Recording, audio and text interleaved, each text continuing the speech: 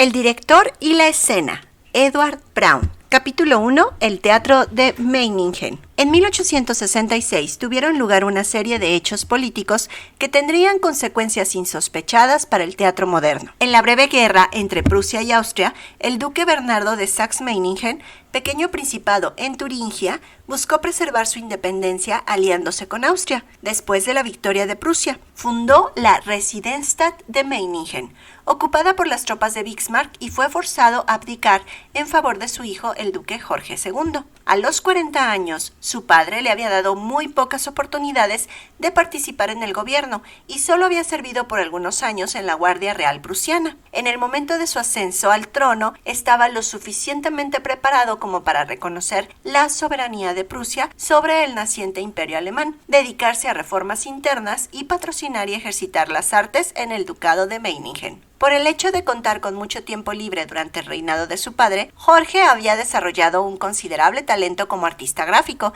y fue influenciado por la corriente alemana del realismo histórico, ejemplificada por las pinturas de Kaulbach, Piloty, Menzel y Macquart. En la universidad también estudió historia y arqueología y desarrolló un gran interés por el teatro que lo llevaron hasta Londres en 1850 para ver las celebradas reposiciones de Shakespeare por Charles King en el Teatro Princess. Como el principal exponente de la reconstrucción histórica, King representaba la culminación de una tradición inglesa heredada directamente de Macready y originada por John Philip Kemble hacia finales del siglo XVIII. Aunque nunca hizo giras al exterior, la influencia de King en el teatro alemán era considerable y no hay duda de que por lo menos en sus comienzos el duque Jorge se sintió profundamente en deuda con lo que había visto en Londres. En lo inmediato estaba el ejemplo de la apuesta de Friedrich Hesse para el duque de Saxe-Coburg en 1867 de El mercader de Venecia, que seguía de cerca el modelo de la puesta en escena de King en Londres, 1858. Poco después de su ascensión, Jorge llevó a su recién designado director artístico, Friedrich Bodenstedt, a ver la producción de Hesse, y posteriormente los diseñadores de este, Max y Gotthold Bruckner, fueron contratados en Meiningen. El desarrollo histórico de Alemania y en particular la catastrófica guerra de los 30 años había evitado el surgimiento de un teatro nacional alemán hasta la segunda mitad del siglo XVIII, pero estos mismos factores históricos proporcionaron una fuente de vigor que perdura hasta el presente. Comenzando con Gotha en 1775, surgieron en toda Alemania teatros de corte permanentes, alimentados por el orgullo local y la rivalidad de numerosos pequeños duques y príncipes. Es por eso que en el momento en que Bismarck impuso la unidad nacional, en 1866, era difícil encontrar un pueblo que no tuviera su teatro y compañías estables, de ópera y ballet, sin mencionar la existencia de orquestas de gran envergadura. Es así que en 1831 se abrió en Meiningen un teatro estable para drama y ópera, que funcionó con éxito por 40 años y que fue conocido solo por sus 8,000 habitantes y completamente eclipsado por compañías como la de Weimar, Dresdner, Viena y Múnich. Poco después de su ascenso, el duque Jorge demostró la seriedad de sus ambiciones artísticas, disolviendo la ópera de la corte a fin de concentrar todos sus recursos en la orquesta y en el teatro de la corte. Bodenstedt, su nuevo director artístico, poeta y traductor de teatro renacentista inglés, se granjeó la buena voluntad del duque gracias a su insistencia en representar a Shakespeare sin cortes ni adulteraciones. Por otra parte, Bodenstedt era también un seguidor de Goethe, quien como director artístico en el teatro de la corte de Weimar había promovido las virtudes clásicas de moderación y balance en la producción y valoraba una dicción correcta mucho más que los efectos escénicos.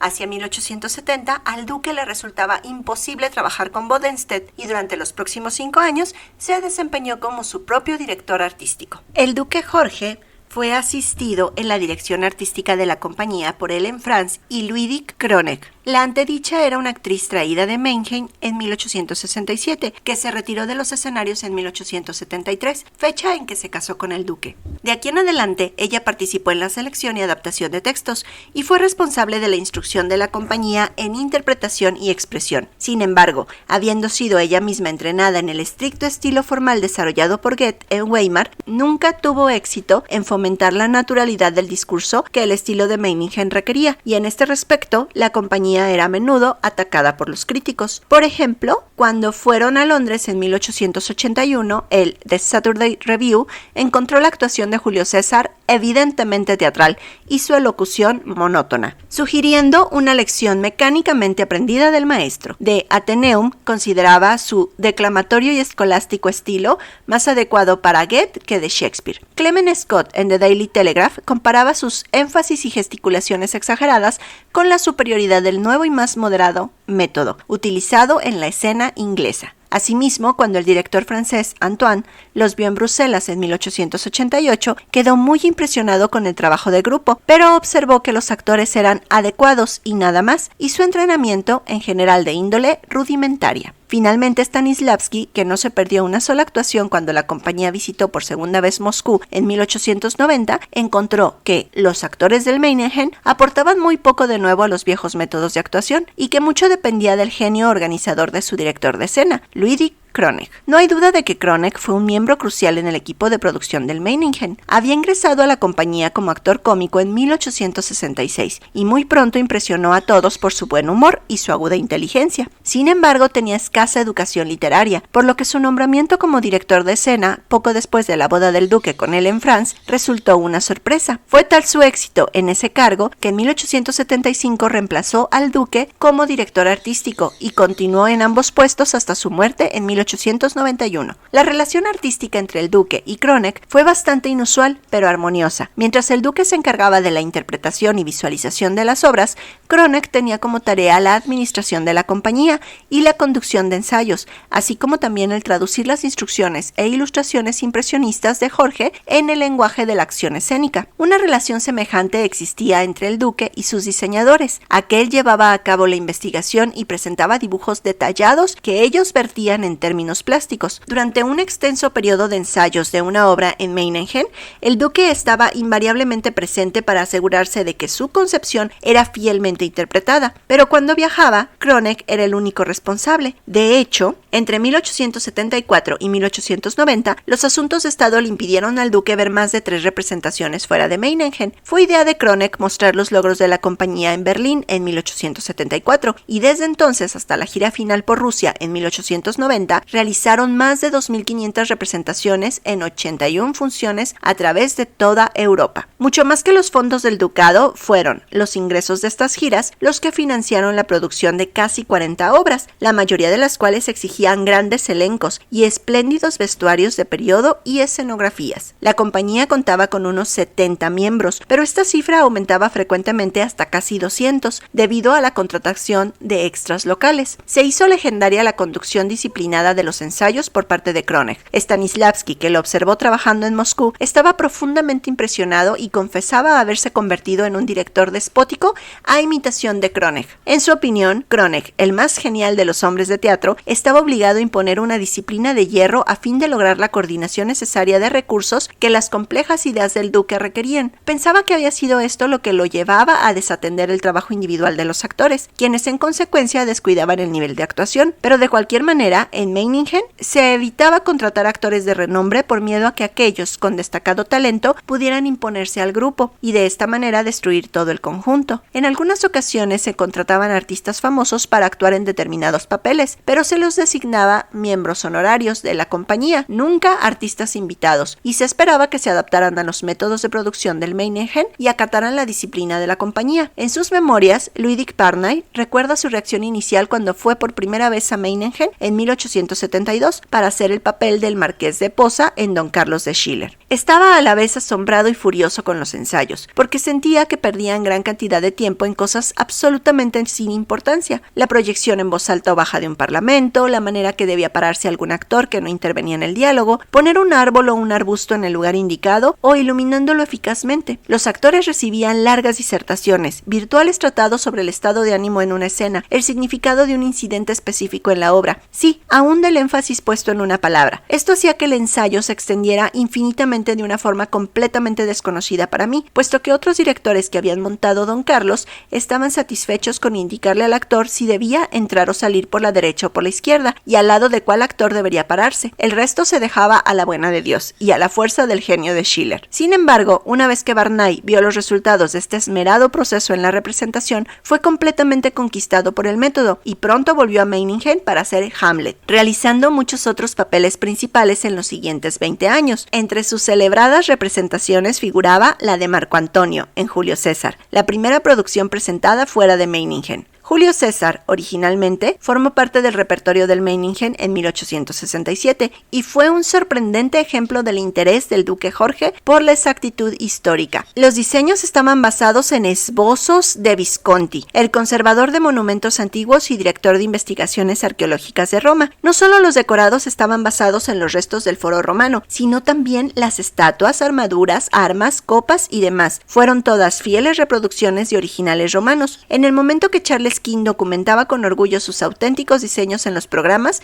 el duque instaba a su director artístico a publicitar las históricas credenciales de Julio César en la prensa local, como si el sello de autenticidad pudiera dar validez al trabajo por adelantado. No obstante, como hemos visto en la descripción de Varney de los ensayos, este interés por la precisión histórica era solo un aspecto del método. Julio César fue perfeccionado y revisado durante casi 7 años antes de que se le considerara listo para mostrarlo a una audiencia más amplia. Una vez que Carl Frenzlet, el principal crítico de Berlín, hubo dado su aprobación final, se hicieron los arreglos para realizar el estreno de Julio César en Berlín, el 1 de mayo de 1874. El impacto causado por la oscura compañía de provincia a los sofisticados berlineses fue inmediato y extraordinario, y la temporada planeada para 4 semanas tuvo que extenderse por una quincena más para satisfacer las demandas del público. Julio César se representó 22 veces y se dio durante 17 años en todas las ciudades donde la compañía se presentaba. Los críticos que creían que la esencia del teatro consistía en actores famosos haciendo grandes papeles, hablaron con desdeño del mediocre talento individual de los actores y sentían que a menudo, en la escena, los actores principales eran opacados por el conjunto. Otros, sin embargo, estaban impresionados por la disciplina de la compañía, su fuerza, profundidad y coordinación de efectos en la producción. Karl Frenzel escribió: "El tratamiento de las masas llega aquí casi a la perfección. Cuando Casca le da el golpe final a César, la multitud reunida alrededor de la curia emite un abrasador grito de dolor. Luego sobreviene un silencio mortal. Los asesinos, los senadores, el pueblo permanecen durante un momento de pie frente al cuerpo del que fuera una vez su poderoso líder, como paralizados o encantados. Entonces se desencadena la tormenta. Había que ser testigo de esta conmoción para saber cuán poderoso, pleno y profundo puede llegar a ser el efecto del arte dramático. En la escena siguiente, en el foro, magníficos y maravillosos momentos se contraponen uno al otro, como cuando Antonio es llevado en andas por la multitud y así, en medio de la ruidosa demostración, lee en voz alta el testamento de César. Cuando la enfurecida muchedumbre se apodera del féretro con el cadáver y otros, con antorchas se precipitan a unirse a ellos, y cuando al final matan a Cinna, el poeta, en el más violento tumulto, uno siente que está presenciando los comienzos de una revolución". El punto de vista opuesto está eficazmente representado por el crítico de Saturday Review, en ocasión de la visita de la compañía a Londres en 1881. La admirable y entrenada muchedumbre ha sido merecidamente elogiada, pero en las primeras escenas se la usó con demasiada libertad. Se le permitió distraer la atención del público de aquellos personajes que llevan la acción dramática de la tragedia. En la escena del asesinato de César, casi tapaba a los conspiradores y estaba completamente fuera de lugar. Nadie más que los senadores deberían haber visto la ejecución, pues no se les permitía ni a los haraganes, ni a las mujeres, ni a los niños pisar la curia romana. Antoine nunca vio Julio César, pero estaba profundamente impresionado por los efectos de la muchedumbre en Guillermo Tell, de Schiller, e inmediatamente después utilizó métodos similares en sus propias producciones del teatro libre. Lo que le impactaba era la capacidad de los extras para sugerir personajes individuales en vez de una multitud uniformada, sin distraer nunca la atención de los rasgos sobresalientes de una escena. Esto lo atribuía a la práctica de dividir la muchedumbre en pequeños grupos durante los ensayos, cada uno de estos conducido por un miembro de la compañía, y que frecuentemente incluía a aquellos que hacían papeles principales. El éxito de la compañía fuera del país es más sorprendente si se piensa que Kronig hablaba solamente alemán y tenía que dirigir un grupo de gente reclutada en el lugar perteneciente a la guarnición militar local. Por otra parte,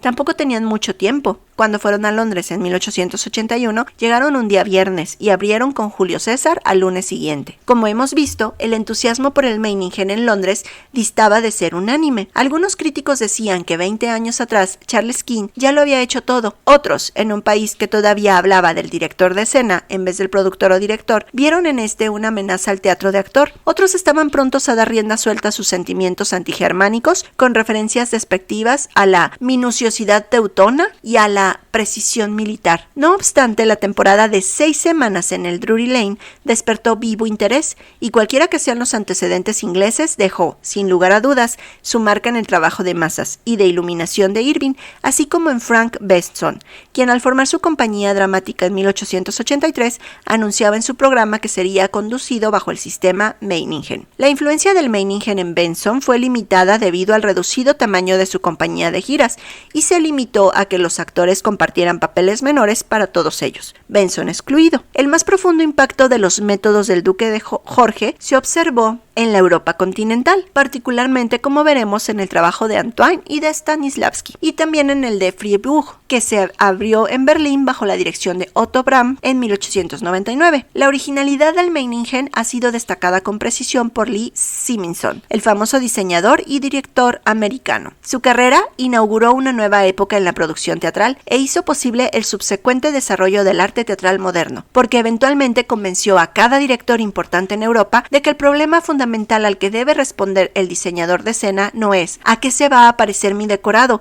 y cómo quedará el actor en él?, sino ¿qué hará hacer al actor mi decorado? Además, dejó claro que la acción dramática de una representación era un todo orgánico, un modelo en continuo movimiento, complejo pero unificado, como los ritmos sinfónicos de la música orquestal. Al final de su carrera, la relación dinámica de un actor móvil y de un decorado inmóvil en continua interacción era un axioma definitivamente aceptado, y es sobre esta hipótesis que los experimentos en producción han seguido su curso desde entonces. El principio vital que el duque estableció fue que la función fundamental del teatro es representar movimiento, el inexorable progreso de la acción. Hoy esto parecería estar afirmando lo obvio, si no consideramos el método prevaleciente en ese momento, el cual consistía en un grupo de discursos intercalados con movimientos concebidos más o menos arbitrariamente, para desplazar a los actores alrededor o fuera del escenario, o el uso de intermedios espectaculares interrumpiendo regularmente las obras históricas. Aunque es verdad que algunas escenas, como la de la oración en el funeral de Marco Antonio en la puesta de Julio César del Meiningen, era admirada como mero espectáculo, estas se originaban lógicamente en la acción dramática. En contraste, la entrada triunfal de Bolingbroke a Londres, que Charles King insertó como entreacto en su producción de Ricardo II, estaba sugerida, pero no de esa forma, en el texto de Shakespeare. Se ha insinuado que mucha de la resistencia encontrada inicialmente por el Meiningen en la Alemania nació del deseo que los críticos tenían de proteger la tranquilizadora calma y simetría del clasicismo en contra de la turbulencia y desorden del romanticismo. Los esquemas de producción del duque dan una clara idea de las inquietantes composiciones que buscaba en el escenario, y fue también muy preciso al exponer los principios que deseaba que se siguieran. La colocación paralela de un actor con respecto al otro es incorrecta. Si ya el hecho de ubicar a un solo actor de frente en posición paralela a las luces del proscenio es desafortunada, es indudablemente un desagradable espectáculo cuando dos o más actores de la misma altura toman tal postura. Debe también evitarse el movimiento paralelo de los actores con respecto a las luces del proscenio. Si, por ejemplo, el actor tiene que moverse de derecha a izquierda por el frente del escenario, entonces dejémosle intentar romper la línea recta de una manera discreta. En el escenario, la línea recta nunca es el mejor camino. Cuando hay 3 o más actores en una escena, nunca deberán pararse en línea, deben pararse formando ángulos. La distancia entre varios actores debe ser siempre diferente. Si todos se mantienen a la misma distancia, esto parece torpe y sin vida, como piezas en un tablero de ajedrez. En las escenas con grupos, la altura de las cabezas de aquellos que están parados uno al lado de otro debe ser variada. De ser posible, los distintos individuos deben pararse a distintos niveles si la situación lo permite. Algunos pueden arrodillarse, otros inclinarse hacia adelante, otros pararse derechos. Para resaltar las posibilidades plásticas del decorado cada vez que era posible,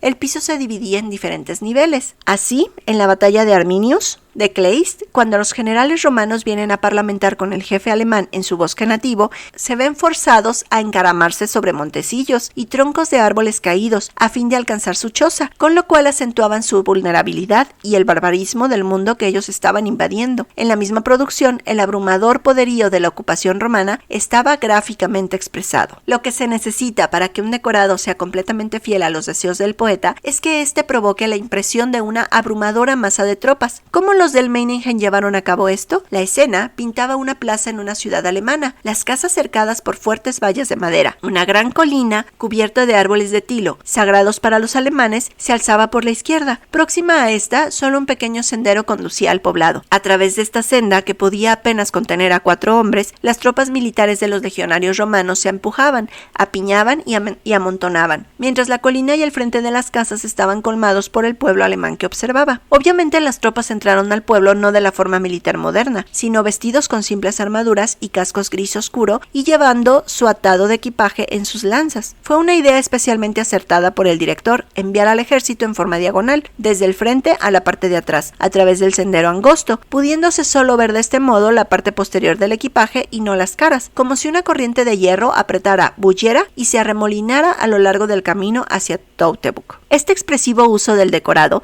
es ilustrado una vez más por el tratamiento del Meiningen del ataque contra el campamento inglés en el segundo acto de La doncella de Orleans, de Schiller. El ataque contra el campamento inglés en el segundo acto siempre constituyó un martirio para el director de una puesta realista. Otra vez aquí, el principio meiningeniano de reducir el escenario resultó ser satisfactorio. Un lugar circunscrito por rocas se lee en la acotación escénica de Schiller. El Meiningen ubicó las rocas a lo largo de un empiñado desfiladero. Al levantarse el telón veíamos la cansada retaguardia de las fuerzas inglesas derrotadas, bajando por la angosta apertura en la hilera de rocas. Varios soldados de caballería tratan de arrastrar de este lugar un enorme, pesadísimo carro con todo tipo de instrumentos militares. Tienen éxito, pero solo llegan hasta la derecha en el frente del escenario. Entonces se les acaba completamente la fuerza, se desploman y se hunden rápidamente en un sueño profundo. El escenario se vaciaba gradualmente y los generales podían comenzar su conversión. Este carro en modo alguno significaba una mera decoración. Su propósito ulterior era encubrir la parte más grande del ataque de los soldados franceses, para que de este modo no se pudiera estimar con precisión su número. Al mismo tiempo, su desplazamiento por soldados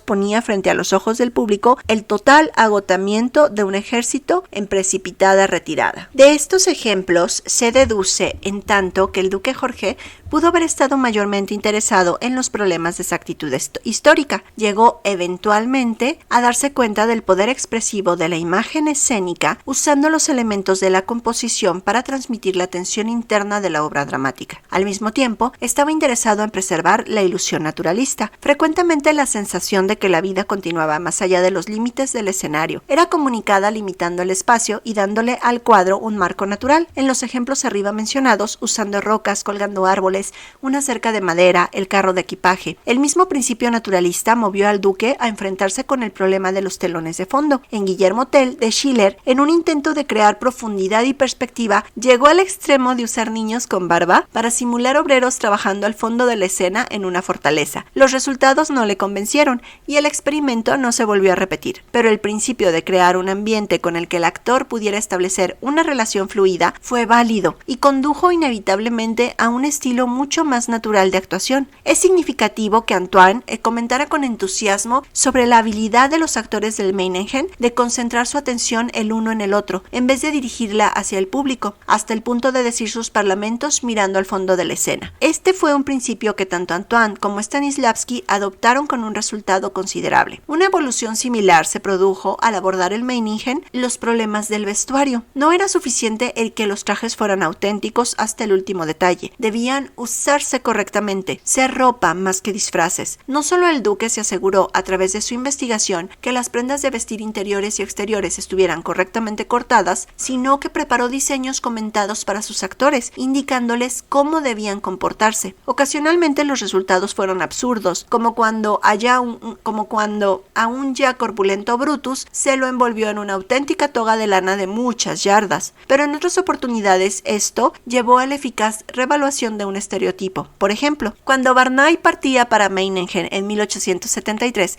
a representar el papel de Petruchio en una producción de La Doma de la Bravía con vestuarios renacentistas, evidentemente esperaba, no obstante su previo conocimiento de las regulaciones del Meiningen, ser capaz de usar sus propias botas de montar de cuero, con espuelas y todo. Era el modo acostumbrado de expresar virilidad con el traje militar de la Guerra de los 30 años. Solo después de discutir el asunto con el duque mismo cedió y entonces comenzó a descubrir que el traje que se le había dado exigía una reconsideración de su interpretación del papel, que le imponía una forma más sutil y más espiritual de dominación masculina que aquella de la pura agresión contenida en su concepción original. No es coincidencia que todos los ejemplos citados hasta ahora hayan sido de obras de Schiller, Kleist y Shakespeare. Juntos con sus epígonos alemanes de finales del siglo XIX, ellas constituyen la mayor parte del repertorio del Meiningen. Sin embargo, en 1876 el duque acudió a Ibsen. Por supuesto, una vez más se trataba de un drama histórico, en la forma de su épica noruega, titulada Los Pretendientes. Se presentó en Berlín el 3 de junio, a menos de 2 meses de una representación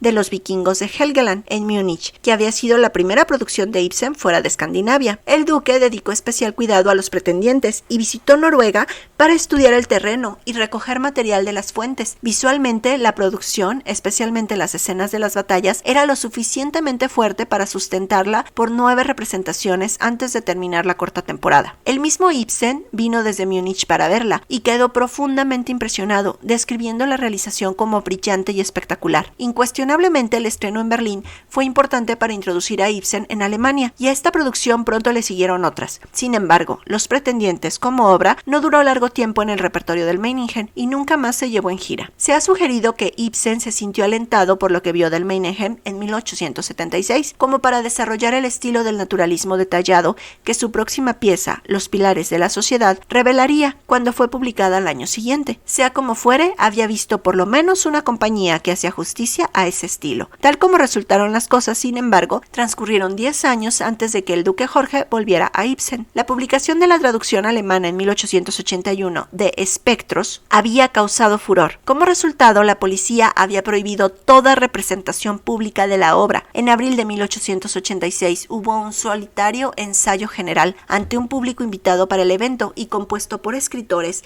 gente de teatro y periodistas de Augsburg, pero la respuesta de la crítica fue tan hostil que solamente condujo a reforzar la proscripción. Sin embargo, el duque Jorge estaba decidido a montarla y difícilmente se le podía impedir hacerlo en su propio ducado. Aún así, la resistencia del público a la obra de Meiningen fue grande y solo regalando entradas a los miembros de su corte, el duque pudo llenar el teatro para impresionar a Ibsen y a los numerosos críticos que hicieron el viaje. El duque fue tan cuidadoso como siempre con esta producción y basó en cierto modo su versión un tanto grandiosa de La casa de la señora Alvin en detalles de la vida de la clase media noruega que le proporcionó Ibsen. Los 5 miembros del reparto ensayaron día y noche durante casi 3 semanas y el estreno, el 22 de diciembre, fue un éxito espectacular. Para prevenir posibles disturbios, toda la fuerza policial del Sechs-Meiningen estaba apostada alrededor del teatro, pero no hubo necesidad de ellos y 6 días más tarde la obra tuvo una ulterior representación sin acontecimientos perturbadores. El mismo Ibsen estaba encantado con la fidelidad de la puesta en escena. Se hicieron planes para llevar de gira Espectros a Berlín en primavera, pero esta vez la autoridad policial no fue evitada y la obra fue prohibida. En diciembre, el Meiningen dio otra presentación en Dresden, pero una vez más la policía la prohibió. Después de esto, la obra se representó solo una vez más en Copenhague en 1889. El duque y Kronig había demostrado que su compañía no dependía totalmente de obras históricas y de espectáculos masivos. En marzo de 1888 se realizó la puesta de Un enemigo del pueblo en Meiningen. Ya en aquel momento los teatros a través de toda Alemania comenzaban a montar las obras de Ibsen, gracias y no en menor grado a los esfuerzos pioneros del duque Jorge y su compañía. En julio de 1890 el Meiningen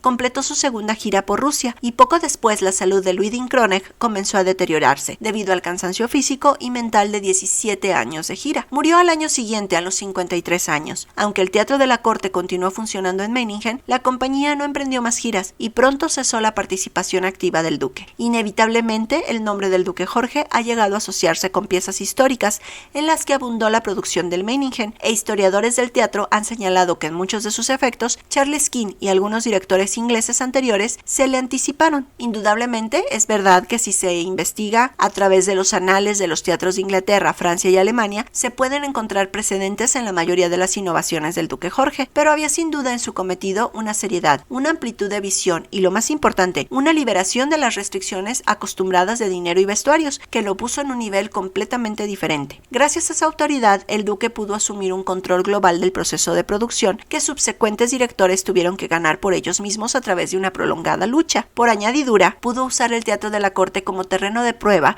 para sus producciones a lo largo de la temporada de invierno, con lo cual se beneficiaba de lo que en efecto era una larga serie de ensayos generales. La negativa de dar cabida a grandes estrellas nació parcialmente de un compromiso con la idea del grupo, y en parte por necesidades prácticas. Hubiera sido imposible retener actores bien pagados durante el invierno en Meiningen, no solo porque ellos no habrían tolerado un compromiso de tan escasa importancia, sino también porque la taquilla no hubiera podido sostener sus salarios. Cualesquiera que hayan sido las insuficiencias en la representación debido a esta situación, el efecto fue revolucionario y de grandes alcances. Ya en 1880, un crítico alemán observaba: el actor virtuoso ha dejado ahora paso al director virtuoso. Se le debe dar crédito al duque por haber conseguido la ayuda de Ellen Franz y Ludwig Kronek como sus colaboradores. Esto le dio libertad para ejercer completo control artístico, lo cual hizo tanto con la mirada experta y talentosa del artista como con un serio compromiso con los valores literarios. Como resultado, las producciones del Meiningen tenían una coherencia que procedía del contenido de la obra y no solo de la ubicación histórica, ni menos aún de la preconcepción estilística. En la selección e interpretación de las obras, Jorge mostró una percepción y originalidad que no era común entre los directores de la época. De ahí proviene su respeto por Shakespeare,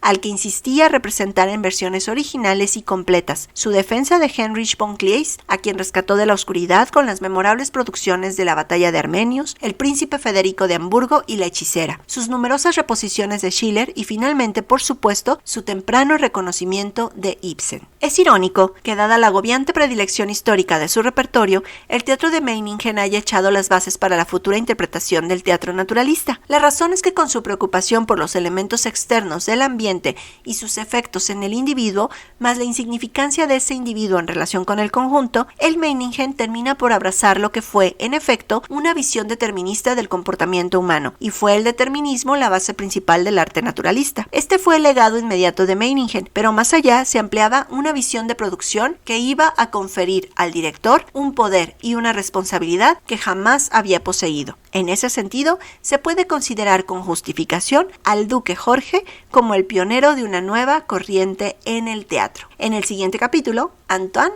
y el teatro libre. Gracias por haber llegado hasta el final del video. Si no te has suscrito, considera suscribirte y comparte este video